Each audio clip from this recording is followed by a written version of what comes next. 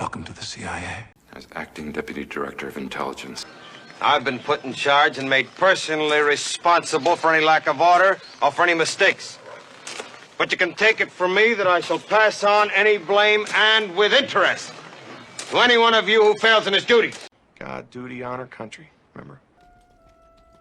I take great pleasure in joining the Secretary of War, the men and women of the United States Army, and the citizens of a grateful nation, in wishing you good health and many years of happiness. If you are what I think you are, then you'll know when to listen, when to shut up, and when to pray. Not one word of this operation is to go beyond this room. My people are out there. They're like fucking Indians. You're not gonna see them, you're not gonna hear about them. The uses of information, disinformation, and how their use is ultimately power. It's how you use the information that concerns me and who is using it. If you don't have the information, one cannot seize power. All who gain power are afraid to lose it. Just watch what does happen. You shame me and you shame the Lord that made you and called you men. And if I wasn't his servant, I'd take a buggy whip to the lot of you. All men to battle stations. Stand by for orders. And then I've got to do what I've got to do. Area secured. This is Mecca. The hub around which these thousands of people revolve is the axis of Islam, the Kaaba. But it's government property, so it has to be protected. That's called the House of Allah! All Muslims are next of kin to one another. There are no strangers among those who seek God's mercy. It's a building. The true church of Jesus Christ is so much more. Not in buildings made of wood and stone. The first words in Jesus' gospel are, the kingdom of God is inside you and all around you, not in the buildings of wood and stone. This cube was stuffed with pagan idols and exploited by the privileged few to maintain a social order of hideous brutality. It is the duty of every Muslim to make a pilgrimage to Mecca at least once in a lifetime. It's only a matter of going. In doing so, they follow the example of the man who threw out the idols and cleansed the Kaaba. Muhammad, the messenger of God. The man through whom God revealed his great gift, the Quran, which is the foundation of the Muslim faith. Attributed to God. A man reading is handsome in the sight of God. So learn to read. And when you have learned, teach. There are three roads that lead to God. One is the path of faith and worship. One is the path of good works performed for the love of God. And then there is a third path, which leads through knowledge to wisdom. You have chosen the way of knowledge.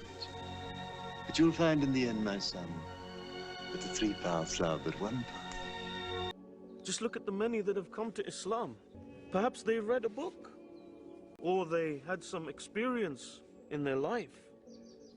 But it wasn't until they reflected on those words they read, or pondered over that experience that occurred, that the true spark of change was ignited within. You know, when you open the Holy Quran at any given page, the page you have opened is no accident. There is a spiritual significance and reason as to why that page is the one you have opened. What kind of reason? A hidden message or sign, especially for you, as a mercy from the Almighty. It is only through deep reflection and contemplation that real change occurs. Belief in the unseen is one of the first steps to true faith. Meditation is key. Isn't meditation a Buddhist thing? Meditation is a spiritual thing. In fact, it is a universal necessity for the entire mankind. It was one of the practices of our great prophet. What do you think he was doing in the cave of Hira before revelation had come to him? That meditation, as I said, gives us the silence of our being, And it is when that silence is there that we truly hear what our heart says, what lies within us. No, I'm just saying. Because your five senses, sight, sound, smell, taste, and touch, are doorways to the soul, and yet they're continuously bombarded and stimulated. We live a life of chaos. The faculties of carnal appetite, anger, and imagination must all be ruled by the intellect in order for man to be just in governing himself. It's about disciplining yourself till you are a master of yourself. You have complete self-control, are totally self-aware. Only then is one able to govern others with true justice.